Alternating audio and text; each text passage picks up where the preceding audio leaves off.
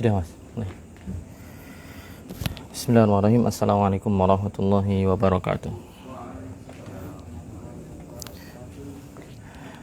Alhamdulillah wassalatu wassalamu ala rasulillah wa ala alihi wa sahbihi wa man walaha ma ba'd. Allahumma alimna ma yanfa'una wanfa'na bima 'allamtana wa zidna ilman ya rabbal alamin.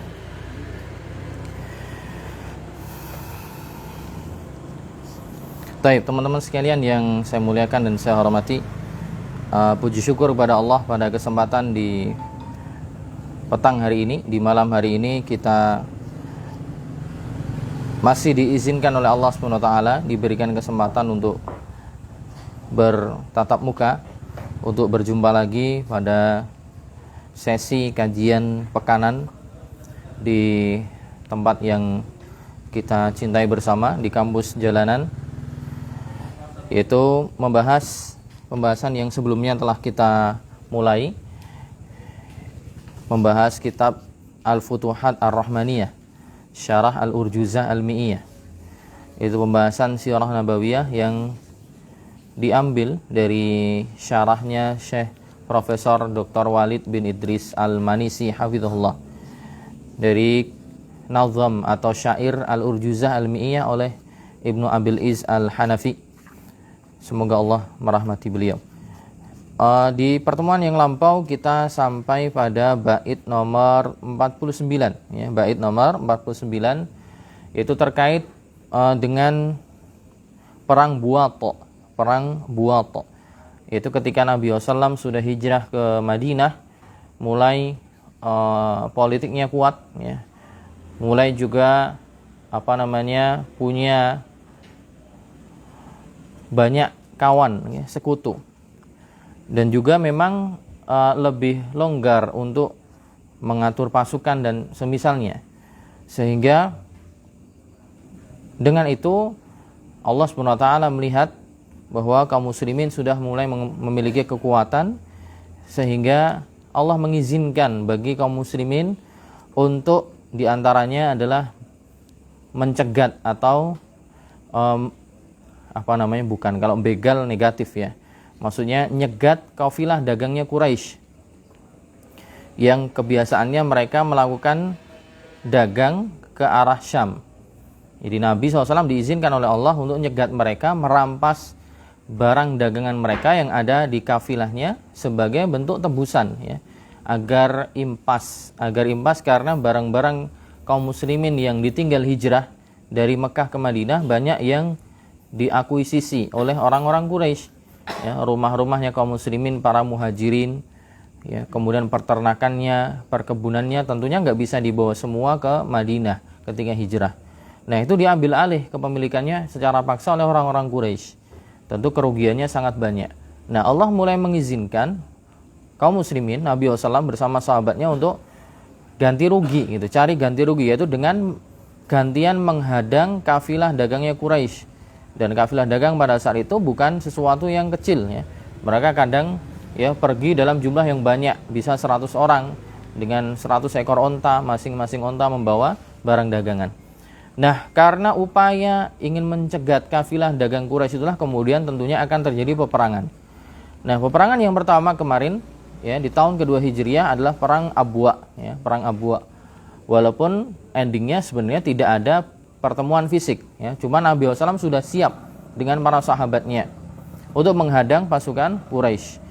Tapi kemudian Allah menakdirkan tidak berjumpa, karena orang-orang Quraisy sendiri juga punya mata-mata yang senantiasa menggali dan mengumpulkan informasi sekiranya di depan nanti akan ada musuh yang menghadang, termasuk juga informasi terkait Nabi SAW yang akan menghadang mereka.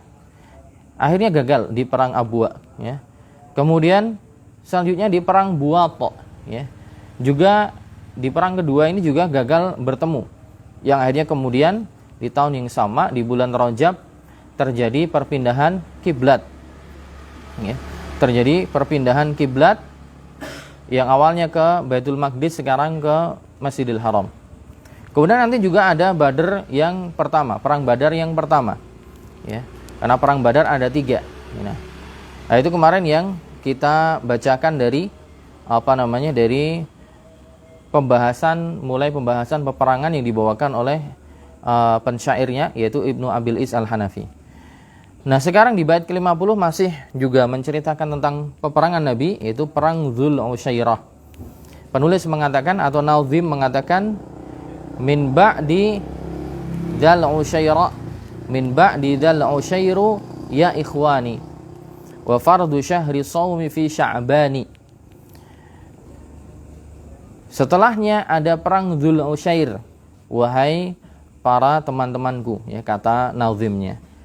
Dan setelahnya adalah fardu syahri shaum, yaitu maksudnya di sini sedang menceritakan apa yang terjadi di tahun kedua Hijriyah setelah kejadian-kejadian yang tadi. Perang Abwa, perang Buat, kemudian Badr yang pertama, apa yang terjadi setelahnya? Setelahnya terjadi perang Dzul Usyair dan juga sebelumnya tadi pengalihan kiblat, kemudian sekarang terjadi pewajiban puasa Ramadan. Min ba'di dzal usyair yaqulu ba'da hadza ghazwatul usyair yuqalu laha aidan ghazwatul usyairah wa awil usyairah awil usairah. Jadi nama lainnya dikatakan, ada yang mengatakan perang Dzul Usyairah, ada yang mengatakan Dzul Usyairah, ya, Dzul Usyairah pakai tak marbuta, ada yang mengatakan Dzul Usairah, ya, pakai ra-nya di mamdud, ya, ada matnya. Ada yang mengatakan Dzul Usairah pakai sin, Usairah bukan pakai shin. Nah, di sini kemudian pensyarahnya, ya, pensyarah kitabnya Syekh Walid bin Idris mengatakan zahiru ibaratin nazim anna ghazwat al-Usyair ba'da tahwilil qiblah. Jadi kalau menurut info yang disampaikan oleh penulis atau maksudnya oleh pembuat syair, yaitu Ibnu Abil Is Al-Hanafi, mengesankan bahwa perang Dzul Usyairah ini terjadi setelah perpindahan kiblat. Perpindahan kiblatnya di bulan Rajab, ya, di bulan Rajab dipindah kiblatnya, orang sholat sebelumnya mengarah ke Baitul Maqdis, diarahkan ke Masjidil Haram, ke Ka'bah. Nah, kalau dari isyarat yang disampaikan oleh nazim, oleh pembuat syair, yaitu si Ibnu Abil Is Al-Hanafi rahimahullah, di sini menunjukkan bahwa seakan perang Dzul Usyairah itu terjadi setelah perpindahan kiblat, ya. Tapi kemudian pensyarah mengatakan lakinnas shawab, namun pendapat yang benar, ya, annaha kanat fi Jumadal ula qabla tahwil qiblah. Namun yang benar adalah perang Dzul Usyairah itu sejatinya bukan setelah perpindahan kiblat, melainkan dia terjadi sebelum perpindahan kiblat, yaitu masih di bulan Jumadal ula. Ya, jadi 2 bulan sebelum perpindahan kiblat. Jumadal ula, Jumadal tsaniyah atau Jumadal akhirah, baru Rajab, ya. Jadi di sini Ibnu Abil Is pendapatnya menyelisihi mayoritas ahli sejarah gitu. Mayoritas ahli sejarah mengatakan Dzul Usyairah ini terjadinya perangnya adalah sebelum perpindahan kiblat, yaitu berarti sebelum Rajab. Dikatakan di sini yang benar adalah bulan Jumadal ula. Bulan Jumadal ula, bukan setelah Rajab, ya. Berarti intinya ada 2 pendapat ulama, ya, sejarah yang menetapkan tentang perang Dzul Usyairah ini. Tapi pendapat yang dikuatkan adalah yang Dzul Usyairah itu sebelum Rajab, ya, alias sebelum perpindahan kiblat.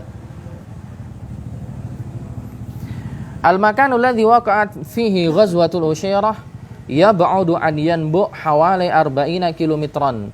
Nah, perang Dzul Usyairah ini letaknya di mana sih? Ya, letaknya masih di Madinah, ya. Cuman dia sekali lagi kemarin, ya, terjadi bahwa peperangan Nabi SAW itu banyak terjadi di garis pantai atau pinggiran-pinggiran daerah yang dekat pantai, ya, dekat-dekat pantai. Nah, termasuk Dzul Usyairah ini juga dia daerah dekat dengan pantai, tapi ada jarak antara dengan kota Yanbu, ya. Yanbu di Madinah itu ada kota namanya Yanbu, sampai sekarang namanya masih Yanbu. Ya, dulu pernah saya sampaikan bahwa itu daerah di mana teman kita, ya, Pak Agus dulu pernah, Pak Agus Manding, ya, pernah kerja ketika di Saudi di Yanbu, ya, perusahaannya di daerah Yanbu di Madinah, ya. Nah, ini kalau Dzul Usyairah ini jaraknya dari Yanbu ini sekitar 40 km, ya, 40 km dari yanbu, yaitu sebuah qaryah, kampung minal makanil ladzi waqa'at fihi ghazwatu badrin al-ula. Itu kampungnya itu enggak jauh beda dengan kampung yang terjadi di situ perang Badr yang pertama, ya, perang Badr pertama itu juga daerah situ, dekat situ terjadi perang Dzul Usyairah. Ya, karena perang Badr sekali lagi kemarin disampaikan ada 3 ya, perang Badr Ula, perang Badr Kubra, ya, dan perang Badr Mau'id, perang Badr yang ketiga. Nah, gimana alurnya? Alur terjadi peristiwa ini. Sami'an Nabi biqafilatin li Abi Sufyan dzahibah ila Syam. Jadi masih sama tujuannya adalah Nabi ingin mencegat, ya, ingin memberhentikan dan merampas kafilah dagangnya orang Quraisy. Sekali lagi sebagai usaha untuk, ya, mencari, ya, ganti rugi dari apa yang telah diakuisisi dari harta benda yang ditinggalkan oleh orang-orang muhajirin di Mekah. Nah, Nabi SAW mendengar kafilahnya Abu Sufyan. Jadi waktu itu yang memimpin kafilah dagangnya ada Abu Sufyan, ya, gembongnya orang-orang Quraisy, pergi ke Syam, ya, pergi ke arah Syam untuk berdagang. Walaysat fi tariqir ruju' wa annaha tamurru fil Usyairah, ya. Dan ini bukan jalan untuk pulangnya, ya, dan pas berangkatnya ini dikatakan lewat daerah ini, Dzul Usyairah ini. Maka Nabi SAW juga beliau punya uyun, ya, punya uyun, itu uyun tuh jasus, punya mata-mata. Nabi SAW juga punya utusan-utusan mata-mata yang senantiasa diutus untuk cari informasi. Nah, ini orang Quraisy sekarang lewatnya mana? Karena kemarin beberapa kali kita hadang, bisa cari jalan lain, bisa cari gang yang lain bahasa kita, ya. Nah, sekarang kira-kira lewat mana?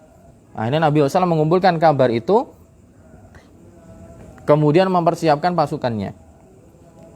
Fa kharaja Nabi SAW liliqa'i hadhil qafilah. Nabi pun keluar untuk, ya, menghadang menemui kafilah dagang ini. Dan para sahabat yang ikut pada saat itu mi'ah wa khamsuna sahabiyan. Kurang lebih jumlahnya 150 sahabat bersama Nabi. Wa ma'ahum 30 ba'iran. Tapi kendaraan yang ditunggangi hanya 30 ekor unta. Jadi 150 sahabat, tapi kendaraannya hanya 30 ekor unta. Terus bagaimana mereka? Ayya'taqibunaha, yatanawabuna ala rukubiha. Itu gantian. Yang naik gantian. Ya. Jadi karena jumlah alat transportasinya lebih sedikit daripada penunggangnya, maka mereka gantian. Jadi nanti sebagian orang naik ontanya, sebagian yang jalan, yang mengiringi dengan jalan. Nanti berapa langkah atau berapa jarak kemudian ganti. Yang naik jadi yang turun, kemudian yang tadi di bawah gantian naik. Dan wa kana liwa abyad aidan. Dan bendera yang dijadikan sebagai panji perang pada saat itu warnanya putih, ya. Warnanya putih sebagaimana bendera-bendera sebelumnya. Dan yang bertugas membawa panji tersebut adalah sahabat Hamzah bin Abdul Muttalib, pamannya Nabi SAW. Wa wasala Nabi SAW ila mantiqatil Usyairah. Sampailah Nabi SAW ke daerah tadi Usyairah. Fa'aflatatil qafilah aidan wa lam yudrikhan Nabi SAW. Lagi-lagi yang ketiga ini atau yang keempat ini ternyata, ya, Nabi SAW terlewatkan, alias ditunggu di tempat itu tidak ketemu, ya, entah kafilahnya cari jalan yang lainnya atau mereka jalan dengan lebih cepat, ya, sehingga waktu yang sudah diperhitungkan lagi-lagi mereka tidak bisa ketemu, Nabi SAW tidak ketemu. Namun walaupun akhirnya tidak ketemu, ya, tidak ketemu, Nabi SAW tidak ketemu, alias tidak tidak bisa menemui mereka, alias melarikan diri. Namun bukan berarti kemudian pulang dengan tangan kosong. Nabi SAW sebagaimana di kesempatan yang lalu, yang sebelumnya, Nabi kemudian menambah sekutunya, ya, membuat perjanjian dengan beberapa kafilah yang ada, kabilah, ya, kabilah yang ada di sekitar daerah itu. Nah, di sini Nabi SAW maka safitil kalamantiqah fa'ahada bani Mudlij. Jadi Nabi SAW pada kesempatan ini karena tidak berhasil bertemu dengan kafilahnya Quraisy, tapi Nabi kemudian membuat perjanjian, membuat kesepakatan dengan Bani Mudlij, dan juga membuat perjanjian dengan Bani Dhamrah, sebagaimana sebelumnya dengan Bani Dhamrah. Apa perjanjian dan juga kesepakatan poin-poin yang mereka tuliskan atau yang mereka sepakati? An la yaghzunal muslimin, yaitu kesepakatan tidak boleh menyerang kaum muslimin, ya. Juga sebaliknya, wala yu'inuna 'alal muslimin. Juga jadi mereka tidak boleh menyerang muslimin, tidak boleh juga membantu, ya, kelompok lain untuk menyerang kaum muslimin, sebagaimana timbal baliknya kaum muslimin tidak boleh melukai mereka, tidak boleh menyerang mereka. Ini bentuk sisi politiknya, ya. Nabi SAW membangun kekuatan, membangun hubungan muahadah, ya, dan mereka waktu itu masih belum beriman. Ya, makanya dengan muahadah ini, dengan perjanjian ini, maka orang-orang kafir dari tempat itu atau dari daerah itu nanti namanya adalah orang-orang kafir muahad. Ya. Kalau dalam fikih kemudian dikasih istilah sebagai kafir muahad, itu orang kafir yang tinggal di satu daerah atau negara, ya, yang negara itu punya perjanjian dengan negara kaum muslimin. Jadi tidak boleh untuk ditumpahkan darahnya, tidak boleh ditumpahkan darahnya. Makanya sampai Nabi SAW dalam satu hadis beliau mengatakan, man qatala mu'ahadan fala yashum raihatal jannah. Barang siapa yang membunuh kafir mu'ahad, maka dia terancam tidak bisa mencium baunya surga. Kenapa? Memang kafir, tapi kan tidak semua kafir boleh dibunuh, boleh dialirkan darahnya, ya. Jadi tidak sembarangan, tidak semua boleh diperangi dan dimusuhi. Nah, itu teman-teman sekalian. Jadi walaupun tidak berhasil menghadang kafilah dagangnya Quraisy, tapi bukan berarti pulang dengan tangan kosong, bukan berarti nihil sama sekali tidak ada hasil, melainkan Nabi SAW juga semakin memperluas circle-nya, ya.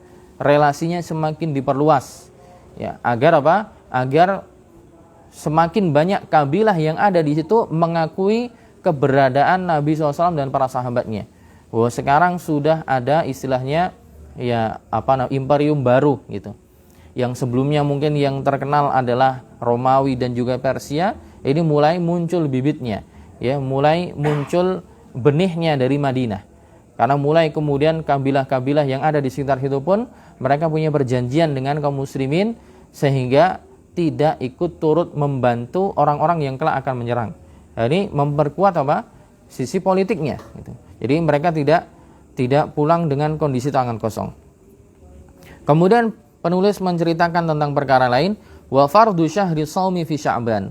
Nah, kemudian karena ini gagal, ya, kemudian mulai diwajibkan ada syariat yang lain atau ada peristiwa yang lain, yaitu pewajiban puasa Ramadan yang mana turun, ya, perintah itu di bulan Sya'ban. Ya, termasuk kejadian atau peristiwa yang terjadi di tahun kedua Hijriah adalah ketika Allah SWT, ya, mewajibkan kepada kaum muslimin untuk berpuasa di bulan Ramadan, ya. Di antaranya diturunkan di ayat di surah Al-Baqarah, ya, kutiba alaikumusiyam kama kutiba alal ladzina min qablikum la'allakum tattaqun. Nah, semenjak itu maka puasa Ramadan diwajibkan. Yang sebelumnya kaum muslimin diwajibkan untuk puasanya puasa Asyura, ya. Jadi sebelum puasa Ramadan itu wajib, sebelumnya puasa Asyura di tanggal 10 Muharram diwajibkan. Namun paling kurang lebih cuman 1 tahun aja, ya, cuman 1 tahun aja di tahun pertama. Kemudian setelah puasa Ramadan diwajibkan, maka puasa Asyura kembali hukumnya menjadi sunnah. Taib. Kemudian berpindah ke bait ke-51, ya. Wal ghazwatul kubra allati bi Badrin fi shaumi fi sabi'i asyri syahri. Kemudian penulis atau nazim, ya, pembuat syairnya Ibnu Abilis mengatakan wal ghazwatul kubra. Kemudian setelahnya terjadilah perang yang besar, perang yang agung, yaitu yang terletak di daerah Badr, yang kemudian kita kenal sebagai perang Badr. Ini perang Badr yang kedua, yaitu Badr Kubra, ya. Badr yang sebelumnya, Badr yang pertama, Badr Ula yang kecil, hitungannya kecil dan tidak terjadi pertemuan, ya. Tidak jadi pertemuan fisik. Hanya seperti sebelumnya. Nabi menghadang mereka tapi mereka melarikan diri. Nah, ini yang Badr Kubra, yang kedua, Badr yang kedua. Fi shaumi fi sabi'i asyri asy-syahr, yaitu ketika di bulan puasa, yaitu di bulan Ramadan, terjadinya di tanggal 17. Terjadinya di tanggal 17 bulan Ramadan. Ya, jadi di bulan Ramadan terjadi perang Badar Kubra yang kemudian Allah Subhanahu wa taala menamainya sebagai Yaumul Furqan. Ya. Dalam Al-Qur'an disebutkan sebagai Yaumul Furqan, yaitu hari pembeda. Hari pembeda.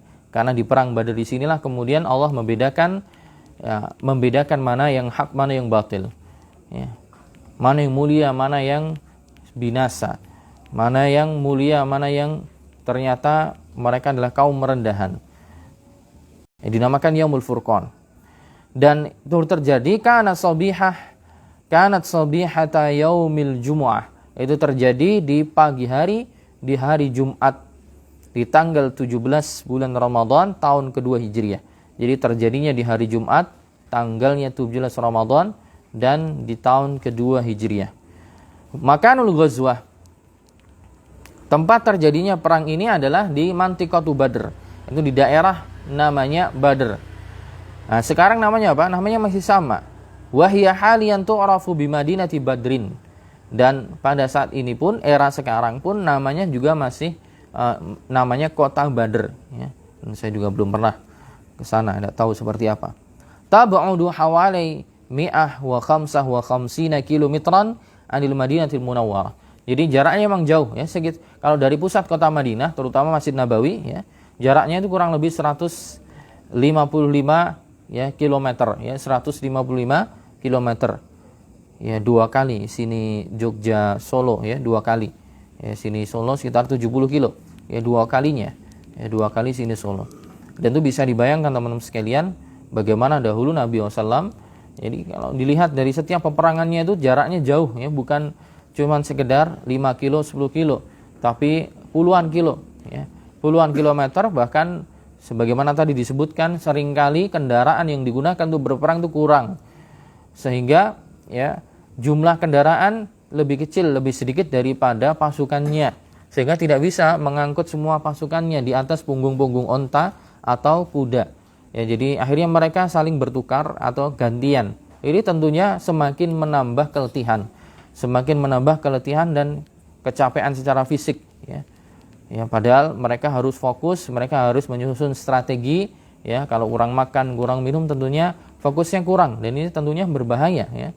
Berbahaya ketika pasukan lengah, tidak bisa fokus, apalagi di tempat yang panas. Ketika kurang air minum, dehidrasi, fokusnya kurang. Tapi ya dengan izin Allah, walaupun secara logika ya, secara perhitungan akal harusnya kaum muslimin kalah dengan minimnya jumlah pasukan, peralatan yang seadanya, juga mungkin bekal yang kurang, tapi dengan keimanan dan ketakwaan mereka ya, Allah Subhanahu wa taala memberikan kemenangan. Dan itu jadi pelajaran bagi kita ya, bahwa kaum muslimin hendaknya lebih mengedepankan bagaimana kualitas keimanan mereka dan kualitas cara beragama mereka seperti apa. Walaupun mungkin terkadang jumlah kita sedikit ya, tapi pertolongan Allah itu dekat, dan Allah punya banyak cara ya. Allah punya banyak cara untuk menolong hambanya, dan tidak usah takut dengan kalahnya jumlah dan juga tertinggalnya kita dengan peralatan ya, dan juga perkembangan ilmu pengetahuan dan seterusnya. Itu hanya hanya sesuatu yang menyilaukan saja. Tapi sejatinya mereka, orang-orang musuh-musuh Islam, mereka tidak punya sandaran untuk hati mereka, tidak punya sandaran roh mereka ya. Sandaran mereka hanya kepada alat saja. Tapi kita punya sandaran yang lain, yang punya ya kekuatan yang lebih besar, itu pada Allah Subhanahu wa taala. Ini harusnya di garis bawah. Nah, sebabnya apa? Terjadi di daerah Badar. Sebab peperangannya lagi-lagi sama ya, liqa'u airi Quraisy allati ma'a Abi Sufyan. Nah, kalau tadi pas di perang di perang sebelumnya, Dzul Usyairah itu mau dihadang ketika berangkat ya, Kalau ini mau dihadang ketika pas pulangnya dari Syam. Jadi liqa'u airi Quraisy allati ma'a Abi Sufyan ar-raji'ah minas Syam, yaitu yang mau pulang. Kalau tadi pas mau berangkat dihadang, nggak ketemu. Nah, ini ditunggu pulangnya. Nah, pas pulangnya ditunggu oleh Nabi SAW ya. Nabi SAW ingin menghadang mereka yang lagi-lagi masih dipimpin oleh Abu Sufyan yang akan hendak pulang dari Syam. wa hiya nafsul 'ir allati aflatat fil usyairah. Ya, dia adalah 'ir itu kafilah ya. Kafilah yang sama yang kemarin berhasil untuk melarikan diri pada saat perang Dzul Usyairah. Fan Nabi sallallahu dzahaba li liqa'ihi bi Badr. Nabi sallallahu berusaha untuk menghadang mereka di Badr ya. Sekali lagi dari informasi mungkin ya, informasi dari para mata-matanya Nabi, kemungkinan mereka akan lewat Badr ya pulangnya. Ya, karena di teman-teman yang lain ya kemungkinan kecil mereka lewat tempat lain. Ini kemungkinan lewat Badr. Wa kana hadhil 'ir al-qafilah fiha amwal Quraisy. Jadi tentunya ini hartanya lebih banyak ya. Karena mereka pas pulangnya ketika berangkat ya, mereka bawa dagangan mungkin akan dijual di Syam. Jadi pas pulang kulaan tentunya. Kulaan dari Syam tentunya barang-barang yang mereka beli dari Syam dan akan dibawa pulang ke Mekah untuk diperjualbelikan di Mekah. Nah, kemungkinan hartanya lebih besar dan lebih banyak. Nah, kemudian arsala Abu Sufyan ila Quraisy fi Makkah anna Nabi sallallahu wa ashabahu yulahikunahu wa yuridu an yahrab bit-tijarah allati ma'ah. Jadi Abu Sufyan kemudian ngirim ya utusan. Ya, ngirim utusan yang pergi ke Quraisy untuk mengirimkan pasukan agar menolong pasukannya, menolong kafilah dagangnya orang-orang Quraisy. Bahwa ini Muhammad SAW akan menghadang mereka, akan merampas harta benda mereka, ya, akan dirampas. Maka tolong kirimkan pasukan untuk membantu, ya, untuk membantu atau untuk melindungi. Karena Muhammad SAW dan para sahabatnya akan menghadang mereka. Dan ini Allah sebutkan dalam Al-Quran di surah Al-Anfal. Dan Allah SWT ya menjanjikan untuk Rasulullah SAW dan para sahabatnya salah satu dari dua kelompok. Maksudnya nanti akan bertemu dengan salah satunya. Entah bertemu dengan kafilah dagang yang ditunggu-tunggu oleh Rasul yang dipimpin Abu Sufyan, atau justru malah bertemu dengan ya pasukan yang dikirim oleh orang Quraisy sengaja dari Mekah. Ini Allah sampaikan di surah Al-Anfal ayat 7, wa idh ya'idukumullahu ihdat ta'ifataini annaha lakum. Dan ketika Allah SWT menjanjikan kepada kamu wahai Muhammad SAW ihdat ta'ifatain, Allah menjanjikan salah satu dari dua kelompok tadi, yaitu entah kafilah dagang yang pulang dari Syam, atau Allah janjikan ya kelompok yang sengaja diutus oleh orang-orang Quraisy dari Mekah. Allah janjikan salah satu dari dua itu annaha lakum, bahwa itu akan jadi milik Muhammad dan para sahabatnya. Alias maksudnya Allah menjanjikan kemenangan, sehingga dengan kemenangan itu akan mendapatkan harta yang banyak, ghanimah. Ai ima'an yulku ayra Quraisy wa yudrikuha wa yarji'u bil amwal. Itu maksudnya adalah kemungkinan pertama mereka akan bertemu dengan kafilah dagangnya Quraisy, ya, mendapati mereka dan akhirnya bisa merampas hartanya, bawa pulang ke Madinah.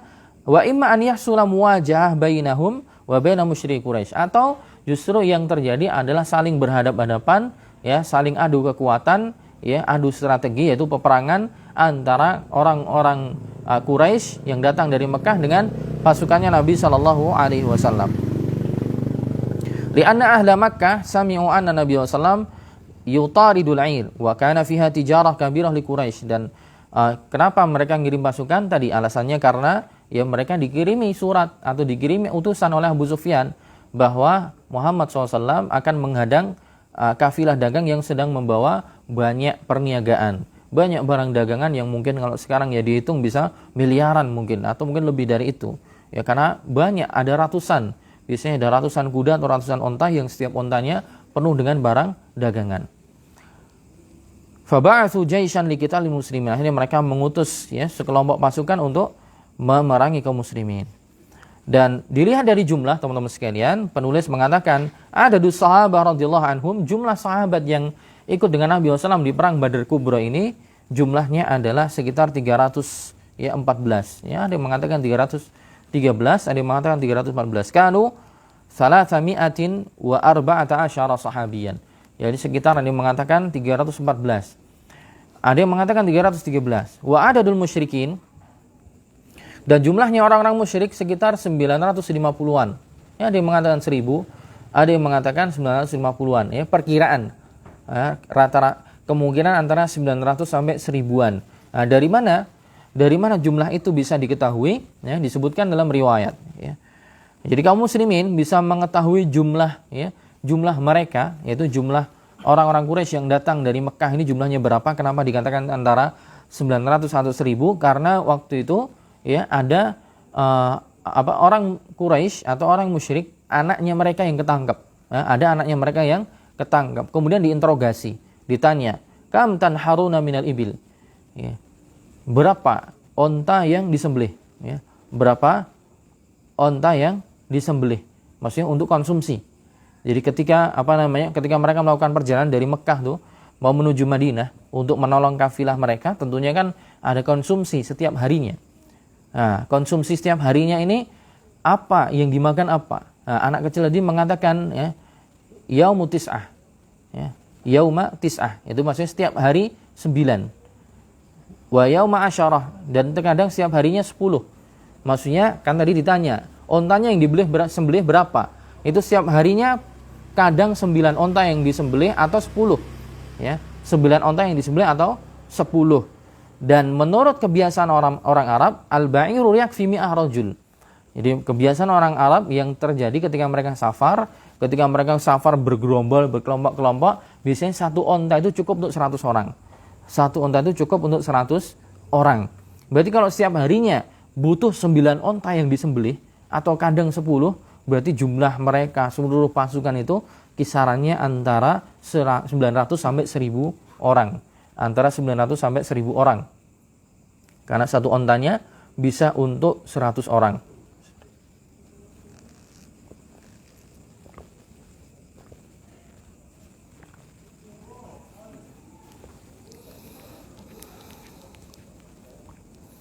Jadi sekitaran 1:3 ya, 1:3. Kaum muslimin 314-an, adapun orang-orang musyrikin jumlahnya antara 900 sampai 1000-an orang.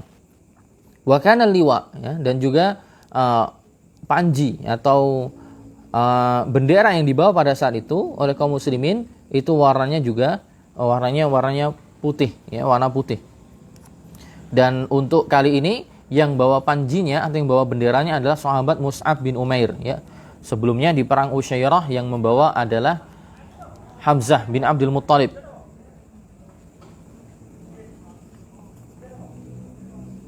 Ini dibawa oleh Mus'ab bin Umair. Wa kana hunaka rayatun sauda. Tapi waktu itu juga ada bendera yang warnanya hitam yang dibawa oleh kalangan muhajirin, yang membawanya adalah Ali bin Abi Thalib. Dan juga bendera hitam milik Ansar yang dibawa oleh Sa'ad bin Mu'ad.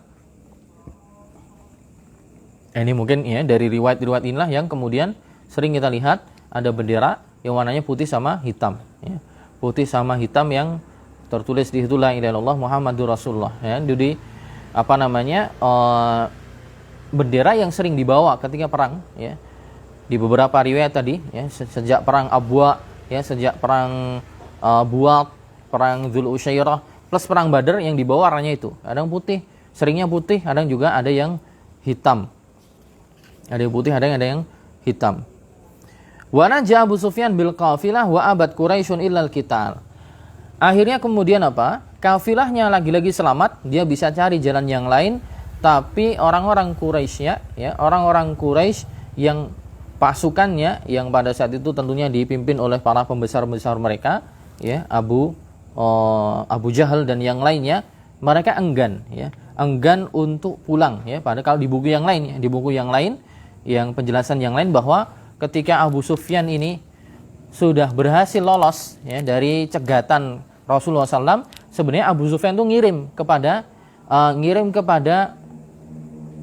pasukan yang datang dari Mekah. Udah, kita pulang aja. Kita sudah dapat jalan yang lain, tidak jadi untuk dicegat. Udah, pasukan dari Quraisy pulang aja sekalian. Ya, tidak usah dilanjutkan ketemu dengan Muhammad SAW. Tapi mereka sombong, ya. Mereka mengatakan menang sudah menang alat, juga menang jumlah, sekalian aja habisin aja Muhammad SAW dan para sahabatnya. Ternyata realitanya ternyata berbalik. Ya, Allah SWT memberikan kemenangan. Waqa'atil ma'arakah, akhirnya terjadi perang yang begitu sengit. Kemudian istusyhida minas sahabah radhiyallahu anhum 14 sahabiyan. Kemudian ya, perang terjadi berkecamuk sangat dahsyat, dan akhirnya kemudian ada juga yang wafat, ada yang syahid dari kalangan kaum muslimin, jumlahnya sekitar 14 orang ya, 14 orang dari kalangan sahabat wafat. Kemudian dari kalangan orang musyrik yang binasa ada 70 orang ya, 70 orang binasa dan 70 orang lainnya tertawan. Jadi mereka rugi 140 orang ya, 70 binasa, 70 sisanya tertawan, kaum muslimin yang wafat sekitar 14 orang. Wan kasarat fiha haibatu Quraisy. Nah, dari peristiwa inilah kemudian wibawa orang-orang Quraisy dan juga harga diri mereka terinjak-injak. Mereka sudah dilecehkan ya. Dilecehkan oleh kaum yang dulu mereka usir dari Mekah menuju Madinah. Dilecehkan oleh kaum yang jumlahnya pasukannya lebih sedikit dan juga peralatan perangnya lebih sederhana ya. Maka ini menjadikan pamornya kaum muslimin naik, sedangkan pamornya orang-orang Quraisy kemudian di mata di mata internasional pada saat itu menjadi rendah. Mereka terhinakan ya dengan izin Allah. Makanya dikatakan tadi ini adalah Yaumul Furqan, yaitu Yaumal Taqal Jam'an ya. Allah mengatakan dalam Al-Qur'an Yaumul Furqan adalah Yauma Iltaqa Al-Jam'an, hari pembeda, yaitu hari ketika bertemunya dua kelompok pasukan, yaitu kaum muslimin dan juga orang-orang kafir Quraisy. Wa qutila fiha sadatuhum wa kubara'uhum, bahkan banyak terbunuh pada saat itu pembesar-pembesar mereka. Jadi 70 orang yang binasa itu bukan hanya orang biasa saja, tapi para pembesar-pembesar mereka yang juga akhirnya binasa. Wa ghanimal muslimuna fi hadhil ghazwah ghanaim 'azimah kabirah. Dan harta rampasan perang ghanimahnya yang didapatkan oleh kaum muslimin begitu besar ya. Bahkan tentunya ini plus-plus ya, lebih tambah daripada hanya sekedar misalnya kemarin cuman dapat rampasan dari kafilah. Kalau hanya rampasan dari kafilah ya mungkin hanya sisi harta saja, tapi dari sisi pamor akan kurang. Kalau ini enggak, karena ini diraih dari perang. Diraih dari perang, berhasil memukul mundur, berhasil membinasakan para musuhnya plus dengan harta. Jadi dapatnya double. Raja'an Nabi muntasiran zafiran, kemudian Nabi SAW pulang bersama sahabatnya dalam kondisi diberikan kemenangan, diberikan kemuliaan. Kemudian di bait ke-52 Ibnu Abil Is mengatakan wa wajabat fihi zakatul fitri min ba'di badrin bilayalin asyri ya. Setelah perang Badar selesai, kemudian Allah SWT ini berpindah ke peristiwa yang lain atau kejadian yang lain, yaitu diwajibkannya zakatul fitr. Zakatul fitr yaitu zakat al-abdan ya. Zakat itu dalam fikih ada dua. Ada zakatu amwal, zakat harta, yaitu zakat harta, zakat emas, perak, uang dan seterusnya, zakat pertanian, dan juga zakat tijarah, zakat perniagaan, itu zakat yang terkait dengan harta. Ada zakat yang abdan, zakat yang terkait dengan badan, yaitu maksudnya di sini adalah zakat fitr. Nah, ini diwajibkan juga di tahun kedua Hijriah ya. Di dalam pembicaraan tentang perang ya, terjadi banyak perang di tahun 2 Hijriah. Dari tadi perang Abwa, perang Buwato, perang Dzul Usyairah, perang Badar Ula, sekarang perang Badar Kubra. Adapun dalam masalah pensyariatan di tahun 2 Hijriah terjadi perpindahan kiblat ya. Kemudian sekarang ya tadi terjadi pewajiban puasa Ramadan. Terus sekarang kemudian terjadi pewajiban zakat fitr. Yaitu setelah perang Badar tadi.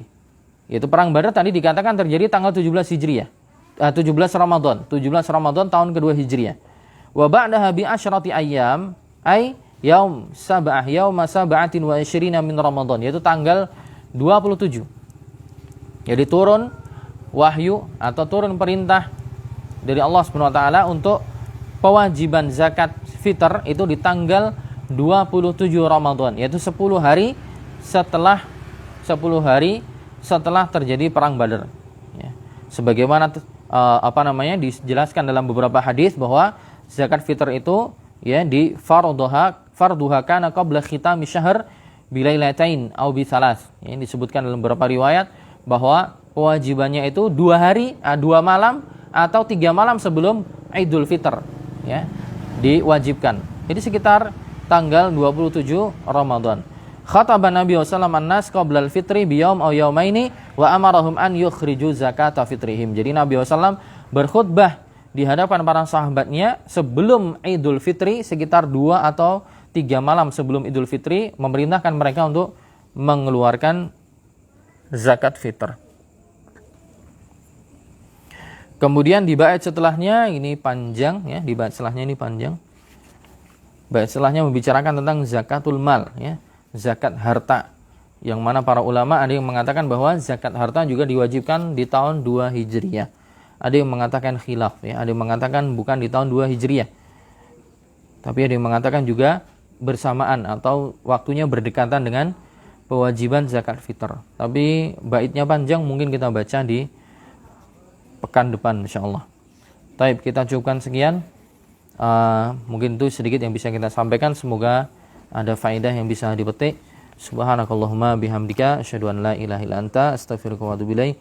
Assalamualaikum warahmatullahi wabarakatuh.